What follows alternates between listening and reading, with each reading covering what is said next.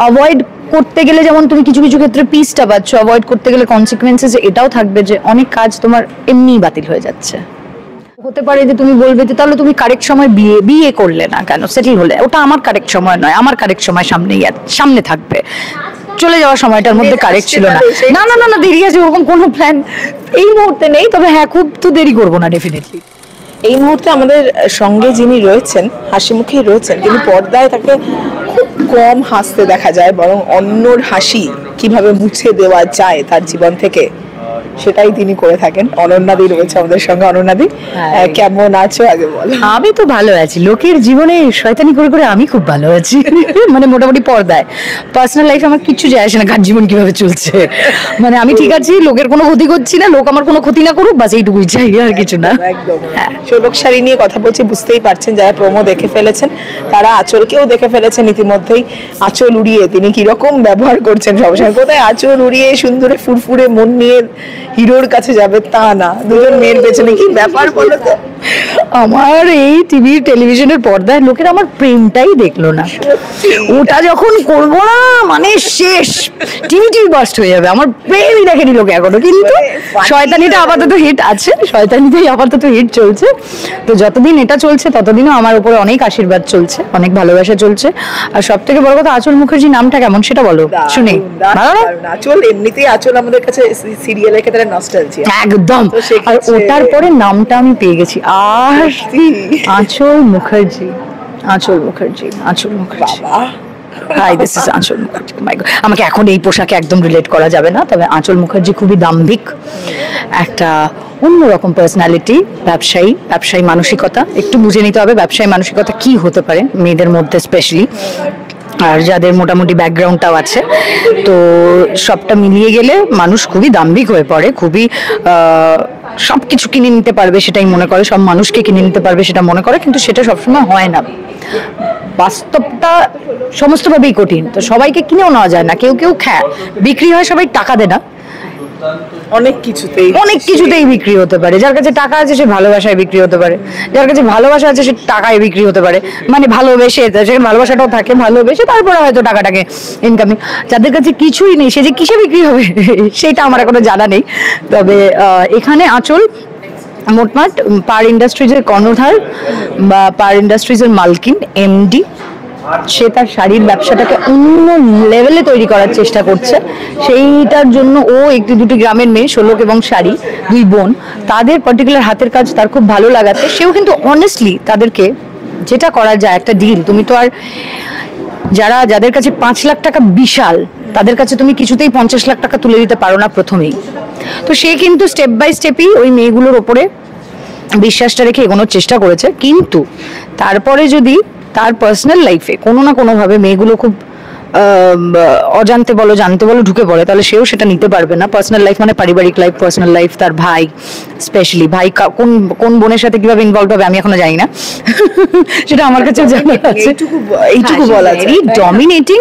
যেহেতু এখনো মা এখনো বেঁচে আছেন, মা মাথার উপরে আছেন, মায়ের সাপোর্টটা আছে, তাই চর থাপড়াগুলো আমি আগেও বললাম, হয়তো চর থাপ্পড়গুলো মাই মেরে দিচ্ছেন, কিন্তু যেদিন একটু মা সরবে তবে তোর কেমন লাগে। হ্যাঁ অনন্যাদি, বাস্তবে তুমি কেমন? মানে অনেকে প্রথম যারা তোমাকে চেনে না, প্রথম দেখায় কি অনেকে ভাবেন ভীষণ স্নব, ভীষণ অহংকারী, ভীষণ ভীষণ ভীষণ ভুল বোঝেন না, ঠিক বোঝেন সেটা তো পরে আসছি। কারণ কেউ যদি আমার সাথে অন্যায় করে থাকে তাহলে কখনো কখনো সিচুয়েশনলি হয় আমি অন্যায়ের প্রতিবাদও করেছি, আবার কখনো কখনো এখন যেটা শিখেছি সব থেকে যেটা খুব হেল্পফুল হয়েছে সেটা হচ্ছে ইগনোর করতে শিখে গেছি। ঠিক আছে, সবার মুখ লাগিয়ে লাভ হয় না, সবার সাথে মুখে মুখ চালিয়ে কোনো লাভ হয় না, সবাইকে পাত্তাও বেশি দেয় না। যত তুমি জিনিসটার মধ্যে ইনভলভ হবে, ধরো সাপোজ কি তুমি আমাকে নিয়ে দুটো পচা কথা বলছো, আমি কি করব বলো তো? বাক স্বাধীনতা তোমারও আছে, বাক স্বাধীনতা আমারও আছে, আবার আমার হাতে ওই কন্ট্রোলটাও আছে, আমি কার এগেইনস্টে কতটা বলবো। ফালতু তো অন্যদের কথা বলে তাদেরকে ফেমাস করে লাভ হবে না আমার। আমি নিজেকে নিয়ে ভীষণ মত্ত থাকি, নিজেকে নিয়ে ভালো থাকি, আমার নিজস্ব পরিবারের অনেক কিছু আছে যেগুলোতে আমাকে অনেকভাবে পার্টিসিপেট করতো অ্যাজ এ ছেলেও, শুধু মেয়ে নয়। প্লাস ধরো ভীষণ মনের মধ্যে ভালোবাসা, এগুলো আমার আছে, কিন্তু জানি না কেন, আমি জানি না আমাকে দেখতে অন্যরকম কিনা, কি দেখে অন্যরকম লাগে কিনা। অনেক মানুষ আমার সাথে জাস্ট কথা বলার আগে ভেবেছে আমি ভীষণ অহংকারী হতে পারি, ভীষণ বদমেজাজি হতে পারি। এগুলো আমি একদমই নই সেটা আমি বলবো না, একদমই যে নই সেটা আমি বলবো না। সিচুয়েশনাল। তুমি আমার সাথে ভালো হলে আমি তোমার সাথে ডাবল ভালো। তুমি আমার সাথে পচা হলে আমি, ছোটবেলায় যেটা হতো আর কি, ডাবল পচা হবো কি, মানে হয়ে যেতে পারি, সেখান থেকে হবো কি, সেখান থেকে দূর ও পচা তো আমার পচা হয়ে লাভ কি, মানে এই ট্রানজিশনটা হয়ে গেছে লাইফে, জীবনের। হ্যাঁ, মানে জীবন আমার সময় আমাকে এগুলো শিখিয়ে দিয়েছে। তো সেটার জন্য মাথার ভেতরে কিছুটা আত্মা খোলো, পিসটা থাকে, শান্তিটা থাকে, বাকি আর দেখতে যাই না, গিয়ে দরকার হয় না। সবাই ভালো থাক ভাই, আমিও ভালো থাকি, তোমরাও ভালো থাকো, তোমার ভালো চাই। হ্যাঁ, লিভ অ্যান্ড লেট লিভ। একদম। তুমি একটা কথা আমাকে বলো যে এই যে কিন্তু লিভ অ্যান্ড লেট লিভ, সেই লিভ অ্যান্ড লেট লিভ, ঠিক দুটোই হোক। কিন্তু তুমি একটু আগে বলছিলে, আমরা জানি তুমি ভীষণ পরিবার কেন্দ্রিক, এবং পরিবারের মানে যে কোনো ঘটনা তোমায় খুব অ্যাফেক্ট করে, আমরা জানিও। কিন্তু তারপরও এই যে হাসি মুখে কাজ চালিয়ে যাওয়া, এবং কিছু সময় আলুফও থাকলে তুমি পুরোপুরি, তখন কি ভয় হয়নি যে, মানে ভয়টা বোধহয় কাজই করেনি যে আমি এই যে আলুফ, মানে আমার জায়গাটা চলে যাও, যেটা হয় একটা এতদিনের জায়গা, এখন নতুন এত তারকা অভিনেতা অভিনেত্রীরা আসছেন, কিন্তু তুমি যখন সরে যাও তখন কিন্তু সরে গেছো, ব্রেক নেওয়ার নিয়েছো লম্বা। হ্যাঁ, সরেছি ঠিক। আমি কোথায় কোন কাজটা করব, কোন কাজটা অ্যাকসেপ্ট করব, সত্যি কথা বলছি, সবার ভালোবাসা পেয়ে থাকলেও অনেক সময় অনেক ধরনের সিচুয়েশন ক্রিয়েট হয়ে থাকে, অনেক সময় অনেক ধরনের কাজ তুমিও বুঝতে পারো না যেটা কি হবে কি না হবে, কারণ আমি টেলিভিশনেই কেন্দ্র করে এত বছর অবধি সময়টা নিজে দিয়ে থেকেছি, কারণ এখান থেকে আমি আজ অবধি যেটুকু হয়েছি সেটা টেলিভিশনই আমাকে দিয়েছে, না আমি সেটা ডিনাই করতে পারবো না। অন্যান্য যাই করি না কেন, সেখানে যখন যেটাই করতে পারি না কেন, টেলিভিশনটা আমার প্রথম এবং প্রথম ভালোবাসা, কারণ আমার বাড়িতেও আমার বাবা মা যেটুকু দেখতো, টেলিভিশন দেখতো, মুভিজ অন্য আমলের দেখতো, অন্য সময়কার, সেগুলো মুখস্থ। আমিও যতটুকু বাবা মার সাথে বসে দেখতে পারতাম, মুভি সিনেমার ওই ইয়েগুলো মুখস্থ হয়ে যেত, মানে সেটা অন্য মানে ছেড়েই দাও, ওগুলো কেউ বলবে না যে তাদের খারাপ লাগে, কিন্তু সিরিয়ালে যখন ছোট ছোট মেয়েরা, মানে আমার এখনো মনে আছে, আমার আগে জাস্ট কিছুটা আগে সিনিয়র, তারা দুজন একটা মানে তখন আমি নিতে পারি অন্য সিরিয়ালের নাম, হ্যাঁ, তো তখন ওই আমার কিছুটা আগে বউ কথা কও, মানে তখন এই টাপুর টাপুর আগে বউ কথা কও, তো বউ কথা কও আমি দেখলাম, মানে এমন হতো, আমি তখন টিউশন যাচ্ছি, হ্যাঁ 11-এ পড়ি, বোধহয় 11 বা 12-এ পড়ি, মানে তখন প্রিপারেশন নিচ্ছি, তারপরে তো আমি বাড়ি থেকে বেরোতে যাবো 7:30টার সময়, চলছে এরকম একটা টাইমিং ছিল টিউশনে যাওয়ার আগে, আমি দেখতে পাচ্ছি বড় বউয়ের ফুলসজ্জার সিন দেখাচ্ছে, সেই তো দেখে মানে আমি লজ্জা পাচ্ছি, আমি কাজটা করছি ওই মুহূর্তে। আর দেখো টিভির সামনে পর্দার পেছনে কাজটা কি করে সেটা তো পরে এসে শিখলাম, পর্দার সামনে যখন দেখতে বসি আমরা, মানে পর্দাকে সামনে রেখে, তখন কিন্তু অনেক কিছুই মনে হয়, ওখানে কতজন উপস্থিত কি ওটা নিজেই লজ্জা ফজ্জা পেয়ে কাজে মানে পড়তে বেরিয়ে চলে গেলাম, মানে এরকমটা হয়েছে। সো আমার মধ্যে অভিনেত্রী হওয়ার ইচ্ছেটা বলো, কামনাটা বলো, সত্তাটা বলো, সেটা অনেক ছোটবেলা থেকে তৈরি। তারপরে যখন কাজটা করতে শুরু করলাম, তখন বুঝলাম যে না, শুধু অভিনয় বুঝলেও হয় না, অনেক কিছু চলে আনুষঙ্গিক, তার মধ্যেও যতটা পেরেছি অ্যাভয়েড করে থাকতে চেষ্টা করি, যতটা বুঝি না এটা বুঝতেও হবে সেটাও বোঝার চেষ্টা করি। কঠিন বোধহয়, খুব কঠিন, অনেক। তুমি যখনই মানুষের, মানে তুমি একটা কথা মাথায় রাখবে, অ্যাভয়েড করতে গেলে যেমন তুমি কিছু ক্ষেত্রে পিসটা পাচ্ছ, অ্যাভয়েড করতে গেলে কনসিকুয়েন্সেস এটাও থাকবে যে অনেক কাজ তোমার এমনিই বাতিল হয়ে যাচ্ছে।